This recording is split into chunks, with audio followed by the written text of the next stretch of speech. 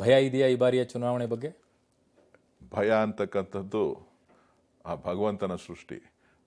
ಜನ ನನ್ನಿಂದೆ ಇರೋವರೆಗೂ ಕೂಡ ಯಾರಿಗೂ ಎದುರುವಂಥ ಪ್ರಶ್ನೆ ಇಲ್ಲ. ಭಯ ಇಲ್ಲ ಅನ್ನೋದಾಗಿದ್ರೆ ಸೀರೆ ಕುಕ್ಕರ್ ಯಾಕೆ ಹಂಚಿದ್ರು ಅಂತ ಪ್ರಶ್ನೆ ಕೇಳ್ತಾ ಇದ್ದಾರೆ. ಕುಕ್ಕರು ಸೀರೆ ಹಂಚೋರು ನೀವು ಕೇಳ್ಕೋಬೇಕು ಯಾರು ಹಂಚಿದ್ದಾರೆ ಅಂತ ಹೇಳ್ಬಿಟ್ಟು.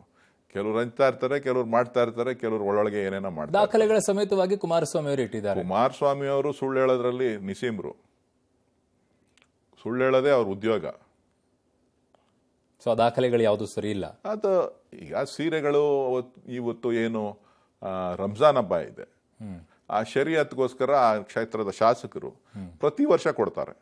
ಓಕೆ, ಈ ವರ್ಷನೇ ಏನಲ್ಲ, ಕಳೆದ 7-8 ವರ್ಷಗಳಿಂದ ಆ ಕ್ಷೇತ್ರದಲ್ಲಿ ಶರೀಅತ್ಗೋಸ್ಕರ ಅವರು ಕೊಡುವಂತ ಅಭ್ಯಾಸವನ್ನು ರಂಜಾನ್ ಹಬ್ಬದಲ್ಲಿ ಮಾಡಿದ್ದಾರೆ. ಅದನ್ನು ಬುಕ್ ಮಾಡಿ ತಂದು ಇಟ್ಟಿದ್ದಾರೆ. ಅದು ಅನಿವಾರ್ಯ, ಚುನಾವಣೆ ಬಂದಿದೆ, ಅದರಲ್ಲೇನು ಸಿಂಬಲ್ ಆಗಲಿ ಮತ್ತೊಂದಾಗಲಿ ಏನೂ ಇಲ್ಲ.